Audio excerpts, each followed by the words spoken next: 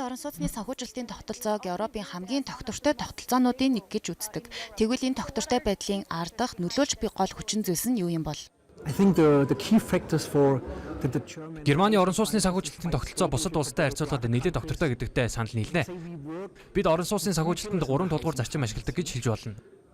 Өөрөөр хэлбэл тухайн хүн орон сууц, амны орон сууц, эсвэл өөр төрлийн үйл хөдлөх хөрөнгө санхүүжүүлэх гэж байгаа бол 3 их усүр тулгуурлах хэрэгтэй гэсэн үг.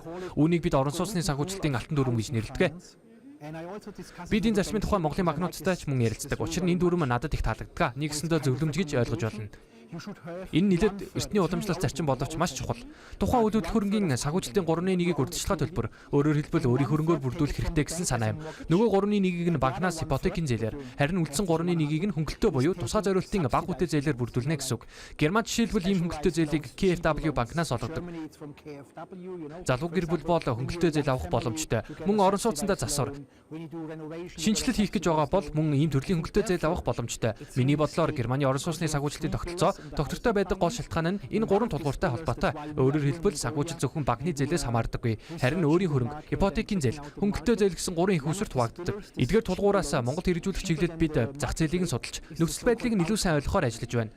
Эдгээр 3 тулгуурын нэг нь зах зээлийн хүүгээс бага үедээ зээл олгодог Баушпарен гэх бүтээгдэхүүн юм. Сонсоход сонирн байж магадгүй ч орчууд бол ойлгоход энгийн. Барилгын хуримтлал гэсэн утгатай. Хуримтлал гэдээ ойлгоход болно. Иргэд орон сууцны урьдчилан төлбөрөөр бүрдүүлэхийн тулд өөрийн мөнгийг хуримтлуулна гэсэн үг. Харин барилга гэдэг үгийг зарим тохиолдолд буруу ойлгож магадгүй. Герман энэ нэр томьёо зөвхөн шинэ барилга барихыг хэлдэггүй. Шинэ орон сууц, амны орон сууц худалдан авах, мөн одоо байгаа орон сууцаа засварлах, шинжлэх зэрэг үйл хөдлөх хөрөнгөтэй холбоотой бүх төрлийн санхүүжилтийг хамруулан ойлгодог. Ийм өргөн үрээтэй хуримтлал, зээлийн тогтолцоо бий болсон нь Германы орон сууцны санхүүжилтийн систем тогтвортой байх нэг шалтгаан юм. Мэдээж Германд ч зээлийн хүндөр үе байсан. Гэхдээ Монгол шиг өндөр түвшинд хүрч байгаагүй. Үнэндээ 16-аас 24% хүүтэй нөхцөлд жирийн иргэн өөрийн гэсэн орон сууцтай болох бараг боломжгүй. Энэ бол хит өндөр түвшин. Германд ч мөн өмнө нь 9, 10, 11% хүүтэй үе байсан.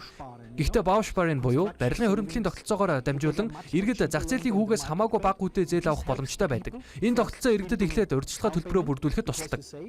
Өөрөөр хэлбэл иргэн эхлээд мөнгө хуримтлуулна. Дараа нь хуримтлал дээр үндэслэн бага үедээ зээл авах боломжтой болдог. Монголын хувьд жишээ татвал тухайн иргэн нэг төгрөг хуримтлууллаа гэж бодъё. Тэгвэл дараа нь тэр хуримтлал дээр үндэслэн 2 төгрөгийн бага үедээ зээл авах боломжтой байх загвар юм. Германд доктортой ажиллаж ирсэн энэ төрлийн орон сууцны санхүүжилтийн тогтолцоог Монголд нутагшуулах нь бидний зорж буй санаа. Гэхдээ үүнийг шууд хуулбарлаж хэрэгжүүлэх боломжгүй. Тэгвэл Монголын нөхцөлд ажиллахгүйгээс гадна Монгол иргэдэд шударга бус болно. Харин бид өөрсдөө хуримтлуулсан мэдлэг, туршлагыг Монголын хэрэгцээ, зах зээлийн онцлогт хэрэгжүүлэхийг зорж байна. Мэдээж бидний хувьд хамгийн том сорилт бол засгийн газраас дэмжлэг авах явдал. Энд би улс төрийн намуудын тухай бус, харин засгийн газар буюу Монголын ард иргэдийг төлөөлж буй төрийн байгууллагуудын тухай ярьж байна. Бидэнд төрийн дэмжлэг хэрэгтэй. Учир нь тодорхой төрлийн урамшуулал, хөнгөлөлт бий болох шаардлагатай. Монголд 6 жил ажилласан миний хувьд энэ тогтолцоо Монголын орон сууцны салбарт шинэ төвшний хөгжлийг авчрах боломжтой гэдэгт бүрэн итгэлтэй байна. Бидний хийсэн ихний судалгаа ч нэлээд сонирхолтой үр дүн харуулсан. Урьдчилсан тооцоогоор Монголд ойролцоогоор 150 мянган өрхийн тогтолцоонд хамрагдах боломжтой. Энэ нь ирээдүйд 600-аас 700 мянган хүн банкны шаардлага хангах. Өөрөөр хэлбэл өмнө нь зээл авах боломжгүй байсан иргэд санхүүгийн системд хамрагдах боломжтой болно гэсэн үг. Энэ бол маш том урам, маш том боломж юм. Герман улсын банкны хадгаламжийн загвараас Монголд хэрэгжүүлж болох ямар сайн жишг бий гэж та харж байна вэ? Монголчууд урт хугацааны хуримтлалд төдийлөн дассан гэж хэлэхэд хэцүү. Магадгүй 1-2 жилийн хугацаатай хуримтлал хийдэг байж магадгүй. Гэхдээ энэ бол цаг хугацааны явцад төлөвшөх зүйл. Орчин үеийн Монгол улс зах зээлийн тогтолцоон шилжээд 30-10 жил болж байна. Харин Герман хуримтлалын чиглэлээр 100-200 жилийн туршлагатай. Гэсэн ч Монгол хүмүүс урт хугацаанд хуримтлал хийж сурна гэдэгт итгэлтэй байдаг. Түрүүн илтгэлийнхээ үеэр хэлсэнчлэн хүн бүр л өөрийн гэсэн орон зайтай, өөрийн гэсэн дээвэртэй байхыг хүсдэг шүү дээ. Өөрөөр хэлбэл бусдад түрээс төлхийн оронд, өөрийн гэсэн гэр оронтой, өөрийн эзэмшлийн хан дунд амьдрахыг хүсдэг. Тиймээс иргэд энэ зорилгынхоо төлөө хуримтлал хийх хүсэл эрмэлзэлтэй болно гэж би харж байна. Тэгвэл таны бодлоор орон сууцны хүртээмжтэй байдал гэдэг эцсийн дүндээ санхүүжилтийн асуудал уу эсвэл хуримтлалын асуудал уу? I think because it's not in the tradition to do long-term savings. Миний бодлоор аль аль нь.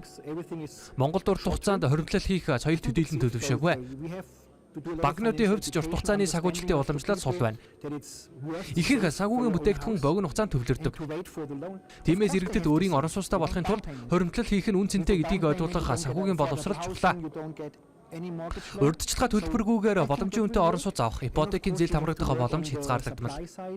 Let's say on the banking side that we offer cheaper Нөгөө талд банкны системч зах зээлийн хүүгээс бага бүтээний ипотекийн зээл санд болгох чиглэл хөгжих шаардлагатай.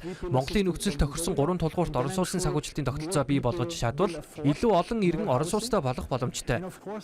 Банкнууд яагаад бага хүүтэй зээл олох ёстой вэ гэж асууж магадгүй. Гэхдээ иргэд бага хүү төлөх тусам дахин хуримтлал хийх боломж нэмэгдэж, тэр мөнгө иргэд санхүүгийн системдээ үлдэнэ. Ийм тогтолцоо бүртгэхэд мэдээж цаг хугацаа хэрэгтэй.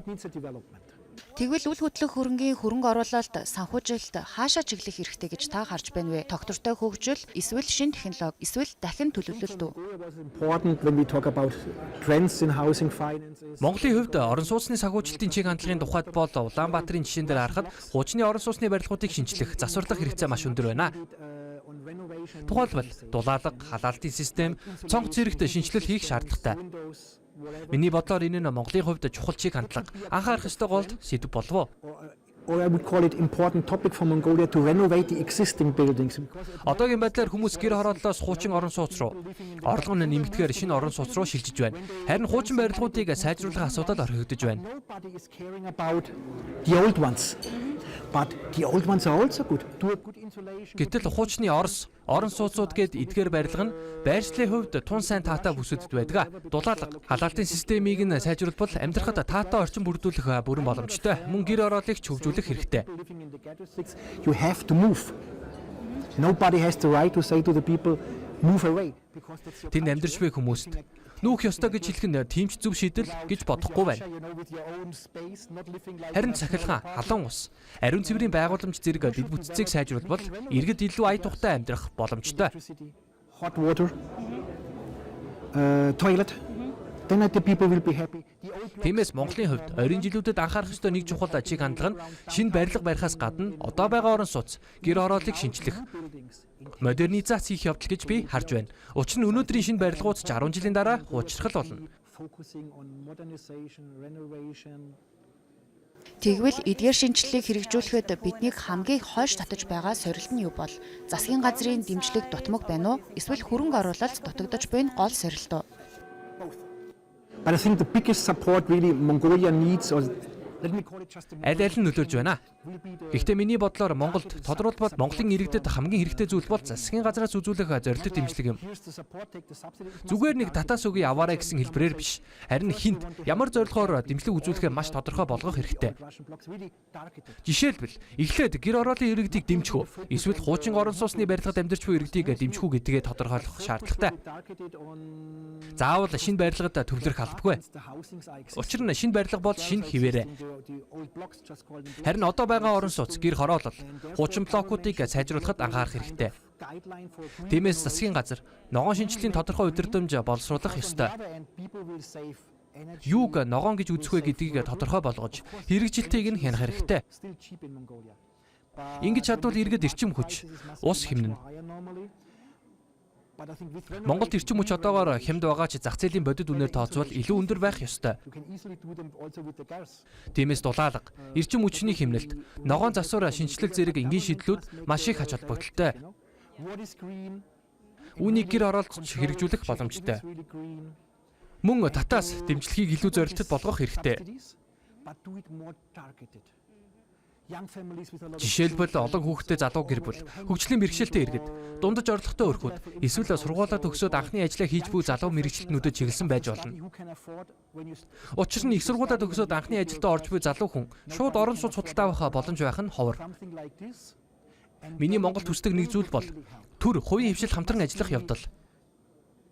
Өөрөөр хэлбэл төр хувийн хвшлийн түншлэл хэрэгтэй байна. Энэ нь улс орны эрх ашигын төлөөх асуудал юм.